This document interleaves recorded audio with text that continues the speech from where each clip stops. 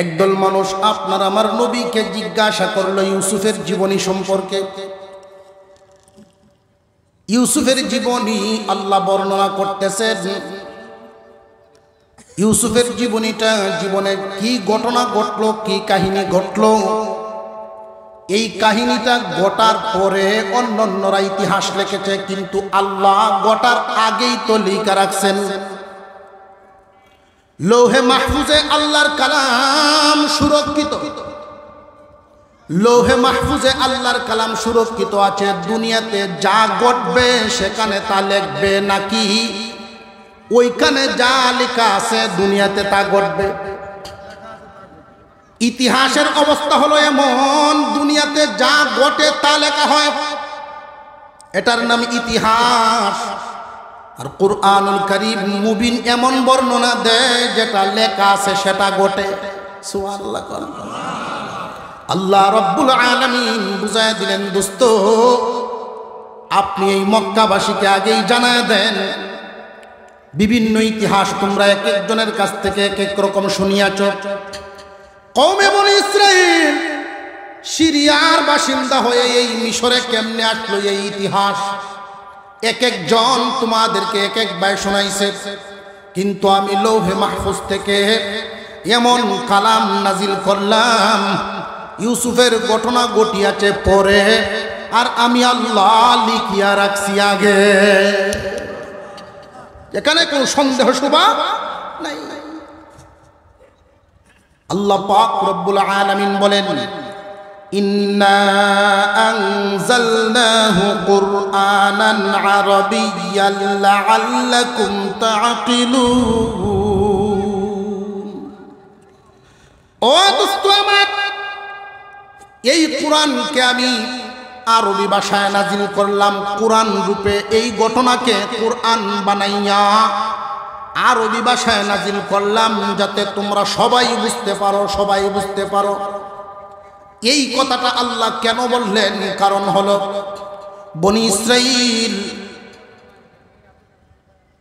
বনী ইসরাঈলের ইতিহাসটা জানার জন্য তারা চাইতেছে। যেই পয়গম্বরের ইতিহাস জানতে চান, ওই পয়গম্বরের ভাষা ছিল হিব্রু ভাষা।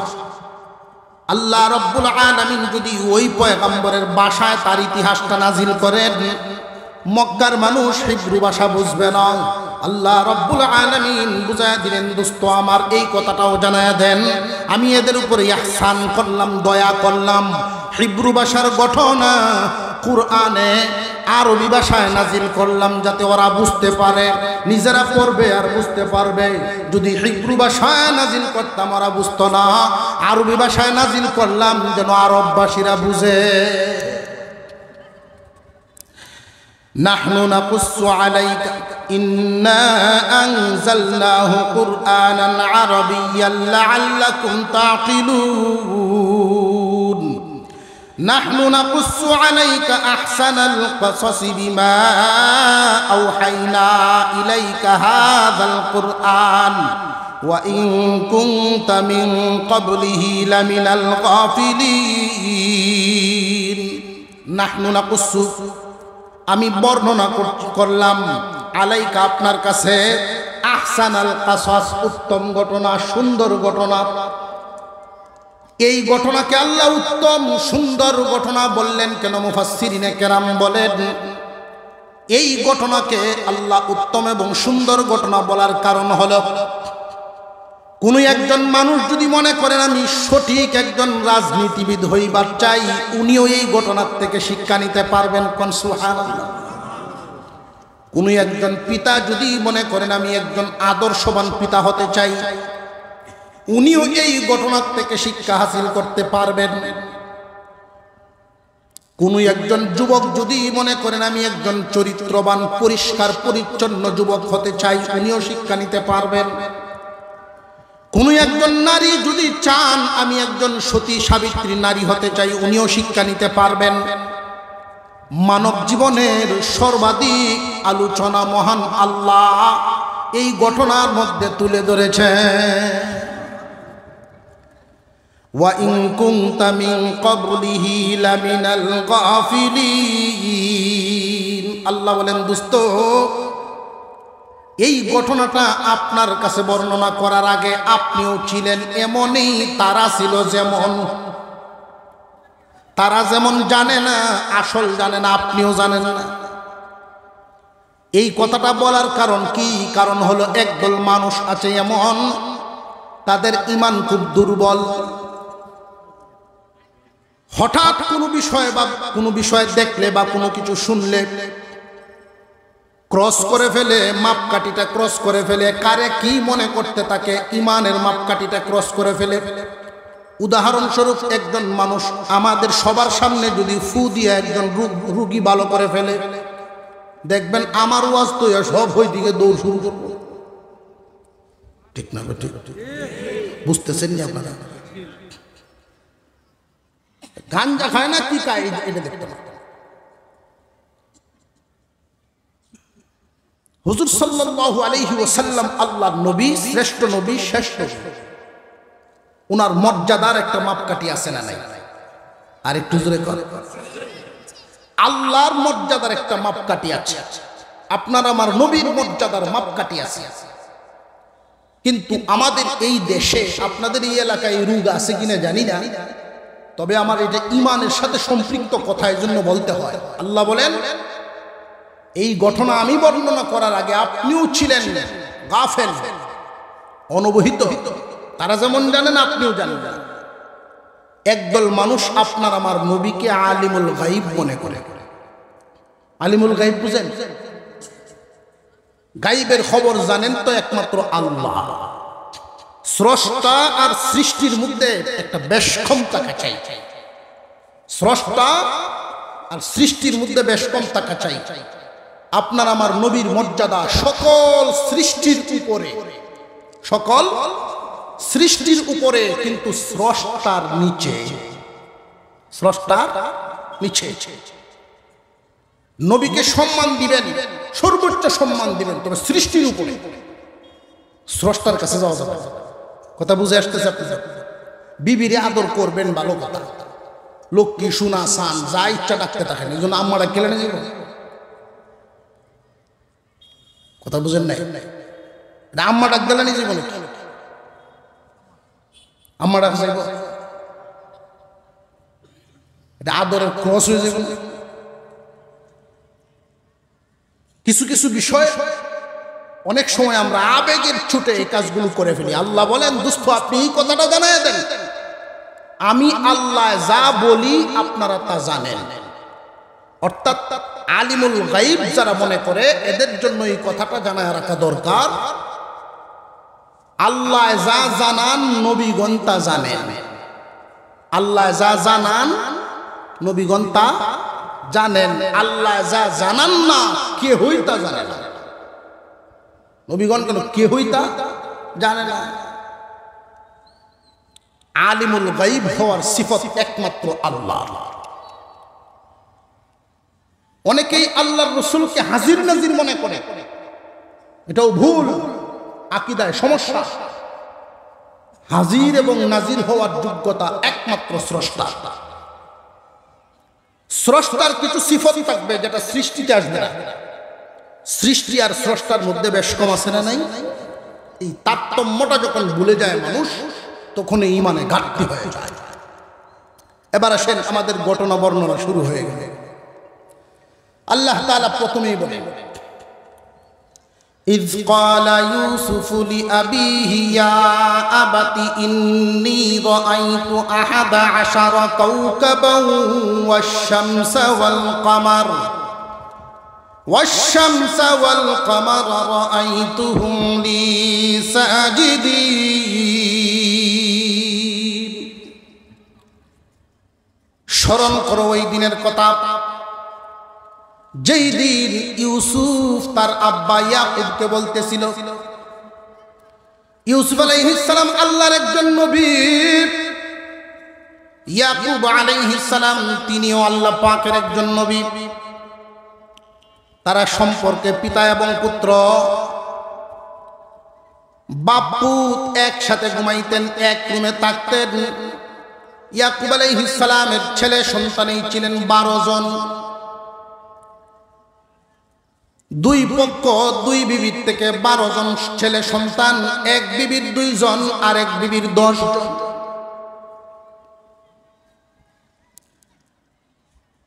ইউসুফ আলাইহিস সালাম ওনার একজন ছোট ভাই বিনয়ামিন, তারা 2 ভাই এক মায়ের গর্ভের। বড় বিবির 10 ছেলে সন্তান, তারা সবাই বড় বড় হয়ে গেছে। ইউসুফ আলাইহিস সালামকে তুলনামূলকভাবে বাকি 11 সন্তানের চাইতে বেশি আদর করতেন ইয়াকুব আলাইহিস সালাম। ইয়াকুব আলাইহিস সালাম খুব বেশি আদর করতেন। এই বিষয়টা অন্যান্যরা ভালো চোখে নেয় নাই। আপনারাও হয়তো মনে করতে পারেন যে উনি না নবী, তাহলে আদর বেশ কম করেন কেন? প্রশ্ন জাগে না জাগে না? আর তাফসীর মাহফিল তো তাফসীরি কথা, প্রশ্ন আসতেই হবে। উনি না নবী, তাহলে সন্তানদেরকে আদর করার ক্ষেত্রে বেশ কমটা করেন কেন? প্রশ্ন আসেনি না?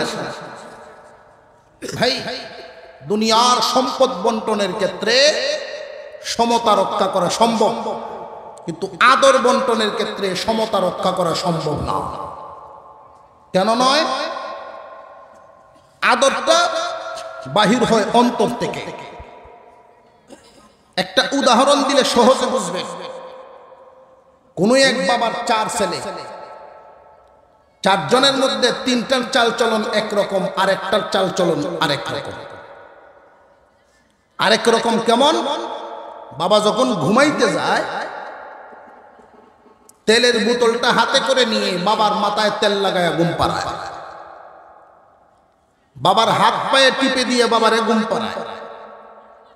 বাবা যখন ওযু করেন, গামছাটা নিয়ে পিছনে দাঁড়ায় থাকে। বাবা যখন খাট থেকে নামবেন অথবা ঘর থেকে বেরোবেন, জুতাটি আগেই রেডি করে রাখে। এই ছেলের প্রতি বাবার একটু দয়া মায়া, নেক নজর বাড়বেনই না বাড়বে না? আর একটু জোরে কর। এটা কি বাবার দোষ না ছেলের গুণ? ছেলের গুণ।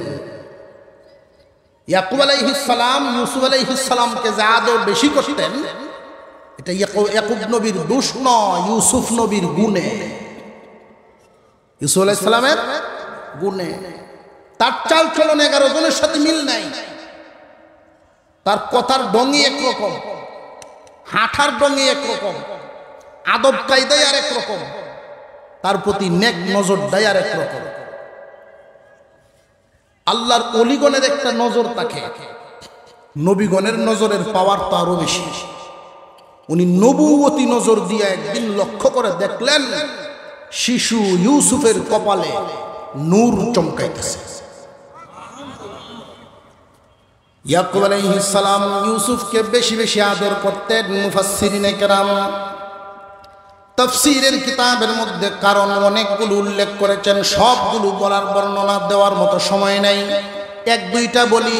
1 নাম্বার একটা কারণ ইউসুফের আদব কায়দা অন্যরকম। 2 নাম্বার ইউসুফ আলাইহিস সালামের আম্মা 4 বছরের মানুষ রেখে মা বিদায় হয়ে গেলেন। বিনয়ামিন 1 বছর, ইউসুফের 4 বছর, তখন মা মারা গেলেন। বাবা হিসাবে সন্তানের প্রতি দয়া মায়াটা বেড়ে গেল। 1 বছরের শিশুকে যে কেউ খানা খাওয়ায় ঘুম পাড়ায় দিতে পারে, কিন্তু 4 বছরের বাচ্চারে যে কেউ সান্ত্বনা দিতে পারে না। 3 নাম্বার কারণ ইউসুফ আলাইহিস সালামকে আল্লাহ যে বানাইছেন, দুনিয়ার অর্ধেক সৌন্দর্য একা ইউসুফকে আল্লাহ দান করছে। ইয়াকুব আলাইহিস সালাম ইউসুফকে নিয়ে যদি কোনো জায়গায় যাইতেন, চাদর দিয়া মুখটা ঢেকে রাখতেন, কারণ চেহারা এত সুন্দর, লাইটের মতো ফোকাস মারত। এত সুন্দর চেহারার অধিকারী। অনেকগুলো কারণ তাফসীরের কিতাবের মধ্যে উল্লেখ করা হয়। বেশি আদর করতেন, পাশাপাশি ঘুমাইতেন, একসাথে খান, নিজের হাতে গোসল করায় দেন। এইভাবে দিন যাইতে লাগলো। মা মারা গেল 4 বছরে, ইউসুফের বয়স হয়ে গেল দেখতে দেখতে 13 বছর। কয় বছর? 13 বছর বয়স হয়ে গেল ইউসুফ আলাইহিস সালামের বয়স।